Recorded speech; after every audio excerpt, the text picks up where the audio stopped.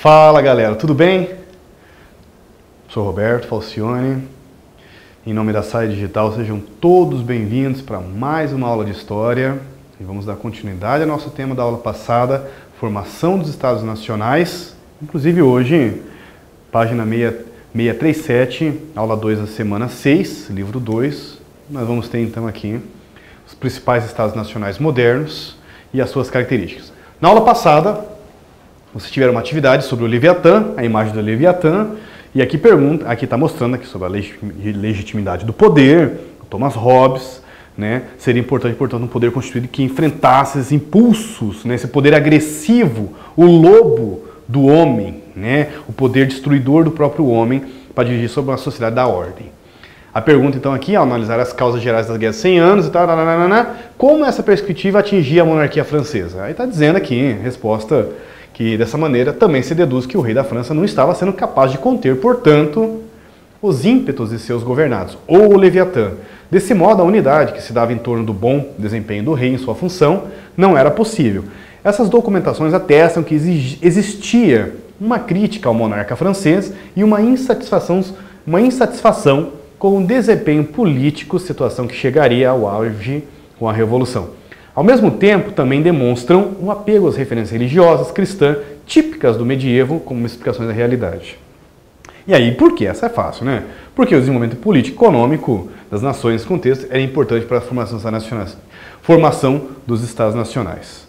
Centralização política precisa de estabilidade, formação do Estado Nacional precisa de organização estatal para que possa funcionar. Então, isso aqui está a principal característica responsável através de um contexto de apaziguada a política poderia se sustentar. Está aqui a famosa frase do Rei Sol, o Estado sou eu. E aí, qual alternativa melhor expressa o papel da monarquia? Vamos ver. Permitir a união entre poder temporal e espiritual? B. Debilitar a nobreza ao apoiar-se fundamentalmente nos setores nascentes? Não, ele não pode debilitar a nobreza. Essa aí é boa. Dá para vocês entrar aqui junto comigo? Vamos fazer um desenho que Norberto Elias chama de cabo de força. Então estava o rei no meio para sustentar o seu Estado nacional e ele ficava como uma espécie de cabo de força tentando equilibrar os interesses da burguesia de um lado que paga os impostos, né, enfim, que mantém o comércio, o sistema financeiro funcionando no país. Por outro lado, um grupo de nobres, né, vivendo no ócio, vivendo na opulência, vivendo no palácio, com gastos e gastos e gastos, sem gerar nada para o reino. Só que o rei também é um rei, ele também é nobre. E o rei não pode acabar apenas com a nobreza, porque ele também é um nobre. Ele só existe, inclusive, por causa dos nobres. Então ele fica uma espécie de cabo de força mantendo a burguesia de um lado, os nobres do outro lado, e ele fica no meio ali. Olha, eu vou tentar ver aqui com os nobres, eu vou tirar um pouquinho desse lado. Não, mas veja bem, não, mas o comércio é importante, eu vou ajudar vocês, vou melhorar a estrada aqui. E ele fazia esse trabalho de cabo de força, em uma teoria, é uma frase bem famosa, bem trabalhada pelo Norberto Elias, historiador, que fala sobre o papel do rei para manter esse Estado Nacional absolutista. Vamos lá? Resposta certa. Qual que é a resposta que melhor expressa o poder absolutista do Rei Sol? C. Atende anseios do grupo mercantil em expansão, articulando-se aos interesses da aristocracia dominante. Está aqui. O rei atende à burguesia e, ao mesmo tempo, tem que também estar junto com os interesses da aristocracia dominante. Principais Estados Nacionais modernos. Lá na página 637, no livro de vocês, nós temos aqui a França, uma imagem do Palácio de Versalhes, símbolo da monarquia absolutista francesa. Então, unificação está ligada ao século XII, foi concluída no século XIV, na Guerra dos 100 Anos. Foi fundamental, a Guerra dos 100 Anos foi fundamental para a formação, para a consolidação do Estado Nacional.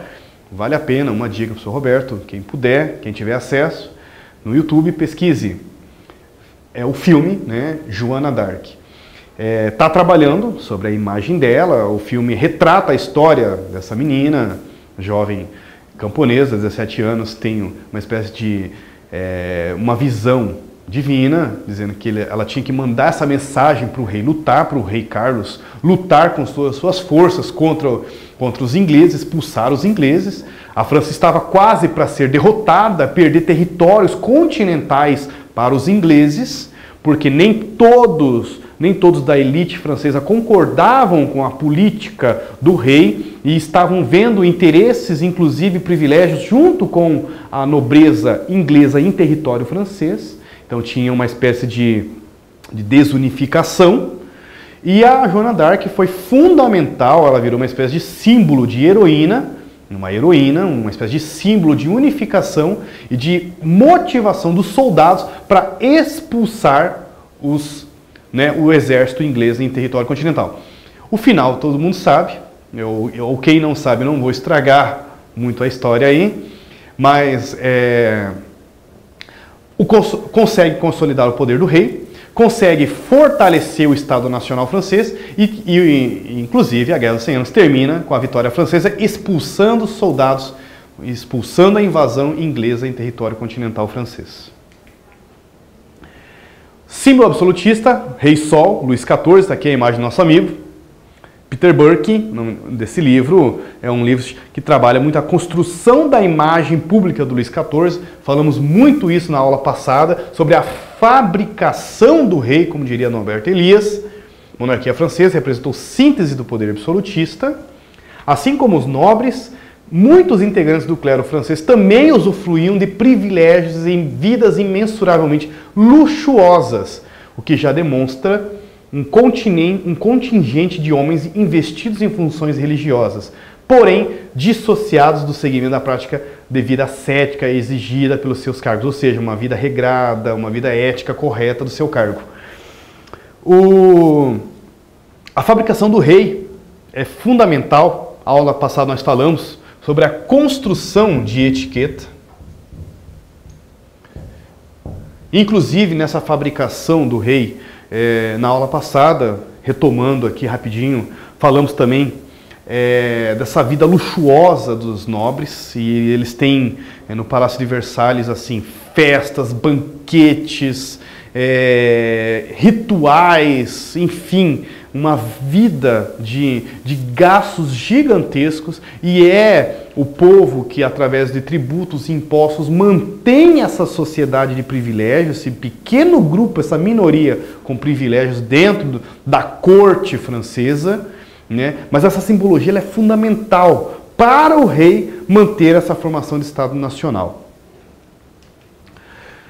Portugal e Espanha já está ligado a uma outra questão de formação do Estado Nacional, não com a crise do feudalismo, e sim, Portugal e Espanha estão ligados a guerras de reconquista, expulsão dos mouros de origem islâmica na região, e conseguem escapar, está aqui a ameaça muçulmana, mais cedo que os espanhóis, né? Explicando que os portugueses conseguem organizar o seu estado, o Condado de Portucalense, em 1139. Esse foi um dos motivos pelo qual a centralização política de Portugal ocorreu ainda aí no século XIV, com a Revolução de Aves. Já a Inglaterra começa então em meados do século XII e configurou-se definitivamente como um estado no início do século XIII. 1215, a famosa Carta Magna do rei João Sem Terra. Novamente eu vou lembrar do famoso filme aí do Robin Hood. Tem vários, mas é aquele do Russell Crowe. E nesse filme tem uma cena que ele aceita assinar a Magna Carta, limitando o poder dele como uma forma de conseguir o apoio da população para unificar os feudos que estavam dentro da Inglaterra. Depois tem uma outra cena, ele rasgando a carta. Não posso dizer se é verdadeiro ou não, mas pelo menos a Inglaterra, o Palácio de Buckingham, eles têm maior honra, mostrando pelo menos a carta, dizendo que ela existe, ela mostra como é um ponto turístico, e segundo os ingleses, é o documento mais importante da formação da Inglaterra, a Magna Carta. Então, não sei se o filme está trazendo uma polêmica ali, uma brincadeira, enfim, né, ou se é ficção. A Inglaterra está ligada a duas famílias que estão disputando o poder. a família Rosa Lancaster. E cada rosa aqui é um símbolo, a família Lancaster contra a família York. E essa disputa de poder chama-se Guerra das Duas Rosas, é o nome da disputa, que é a formação do Estado absolutista inglês. Termina com a vitória do rei inglês Henrique VII, que une as duas famílias, chamada Rosa Tudor, que é a união da família Lancaster com a família York, tornando-se então o primeiro rei da dinastia Tudor. Ele é o pai do rei Henrique VIII, que daqui a pouquinho, mais para frente, nós vamos ter uma aula sobre a formação da igreja anglicana na Inglaterra, né, sobre a igreja protestante.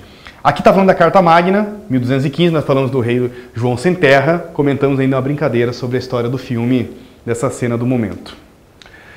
Página 641, no século XIV, Maquiavel escreveu O Príncipe. Vou colocar para vocês aqui duas atividades para a aula que vem, para vocês responderem. Tá colocando aqui... vamos junto aqui. Maquiavel escreve O Príncipe, desculpe meninos. Reflexão sobre a monarquia, a função do governante, a manutenção da ordem social segundo esse autor. Baseava-se respondem aí, depois nós vamos ver junto com vocês. E a próxima, na página 641, mais uma aqui sobre a centralização política do poder dos reis, unificação territorial, e daí pergunta, né, dessas teorias fundamentam-se ou não na religião? Tiveram como um dos representantes das concepções legais, qual que é os pensadores aqui que representam as ideias aqui atribuídas ao poder do rei e justificam o poder do rei. Próxima aula nós vamos responder junto com vocês. Fiquem então essas duas atividades de estudo para vocês em casa. Espero que vocês tenham gostado. Até a próxima. Desejar para vocês um bom estudo.